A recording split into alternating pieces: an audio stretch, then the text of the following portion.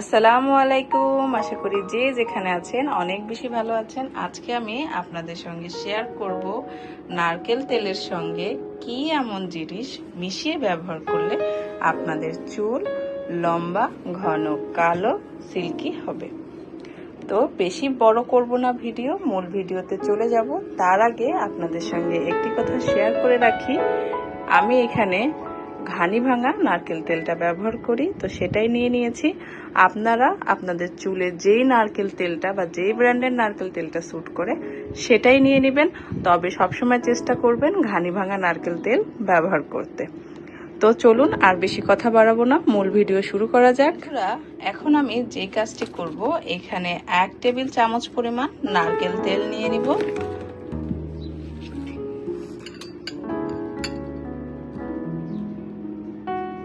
ব্যাস হয়ে গেছে। আমাদের যে জিনিসটির প্রয়োজন হবে তা হচ্ছে লেবু। এখানে আমি 1 টুকরো লেবু নিয়ে নিয়েছি, তবে আমাদের 1 টুকরো লেবু পুরোপুরি লাগবে না। এখানে আমি 1/2 টেবিল চামচ পরিমাণ লেবুর রস নিয়ে নিব। ব্যাস হয়ে গেছে। আমরা কিন্তু এই লেবুর খোসাটা ফেলে দিব না, পরে আমাদের এই লেবুর খোসাটা কাজে আসবে, সেজন্য এটা আমরা একটা সাইডে রেখে দিব। এরপরে আমাদের যে জিনিসটির প্রয়োজন হবে তা হচ্ছে অ্যালোভেরা জেল।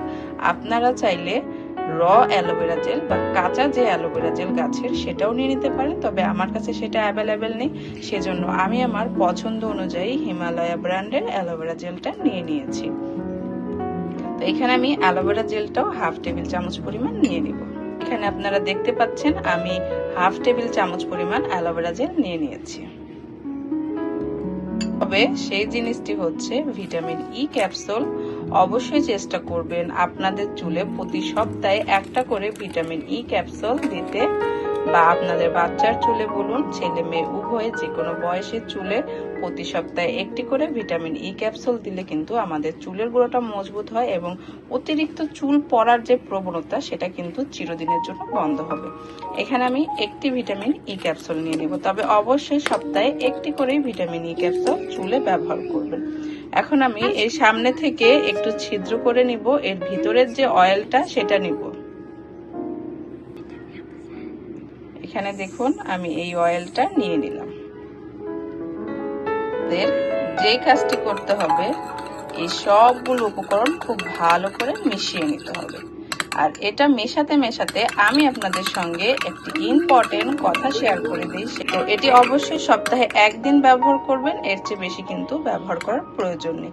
কেননা আমরা যেমন এক ধরনের খাবার খেতে পছন্দ করি না, ঠিক তেমনই কিন্তু চুলে সবসময় এক ধরনের জিনিস অ্যাপ্লাই করলে অনেক ক্ষেত্রে কাজ করে না বা অনেক সময় স্যুট করে না এক ধরনের জিনিস। সেই জন্য ঘুরিয়ে ফিরিয়ে সপ্তাহ ভরেই কিন্তু নানান ধরনের নানান রকমের অয়েল, নানান ধরনের শ্যাম্পু, কন্ডিশনার নানানভাবে ব্যবহার করতে হবে, তাহলে কিন্তু আমরা আমাদের চুলটাকে লম্বা, ঘন, কালো করে নিতে পারবো।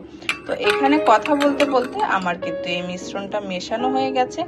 এখন আমি আপনাদের দেখিয়ে দিব এটি আপনারা কিভাবে অ্যাপ্লাই করবেন। এখন আমি ওর চুলে এটি অ্যাপ্লাই করে আপনাদের দেখিয়ে দিব, আর ভিডিওটি এখনই স্কিপ করে দিবেন না, কেননা এই তেলটি অ্যাপ্লাই পরে 30 মিনিট পরে কিন্তু আমাদের আরো একটি স্টেপ আছে, আর সেই স্টেপটা কিন্তু বেশি ইম্পর্টেন্ট। আমাদের যে কাজ করতে হবে, এইভাবে করে বিলি কেটে কেটে এই যে আমরা লেবুর খোসাটা রেখেছি, এইভাবে করে আমরা এটি মিশিয়ে নিব। এইভাবে করে কিন্তু মাসাজটা করে নিতে হবে।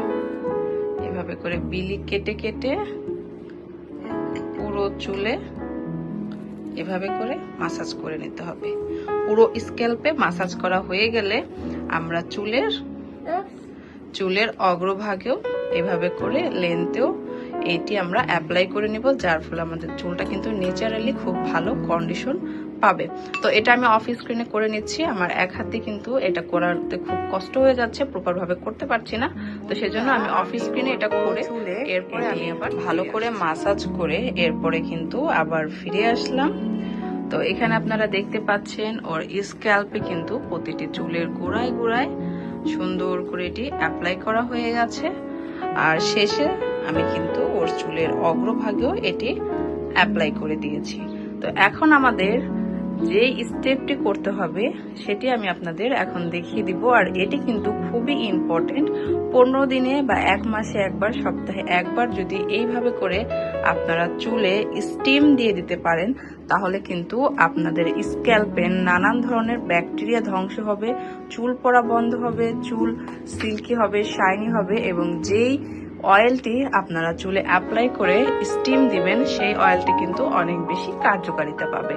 তো চলুন দেখে নেওয়া যাক কিভাবে করে আমরা আমাদের চুলে স্টিম দিতে পাচ্ছেন। আমি বালতিতে পানি নিয়ে নিয়েছি আর এর মধ্যে আমি এখন অ্যাড করে দিব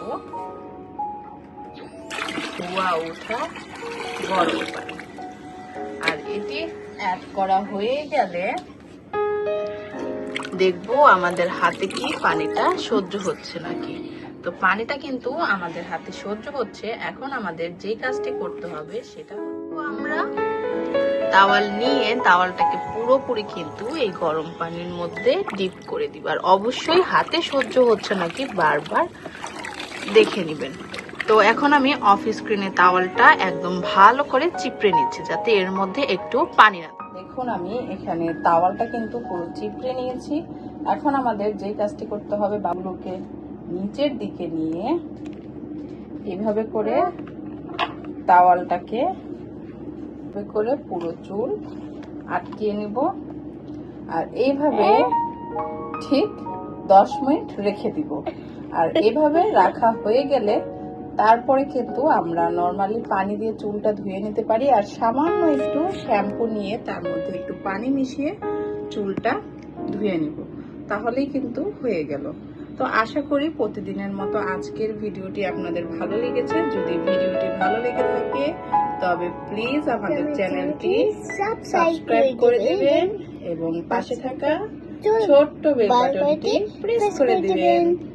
সবাই ভালো থাকবেন, সুস্থ থাকবেন, আমাদের পাশেই থাকবেন। আল্লাহ হাফেজ।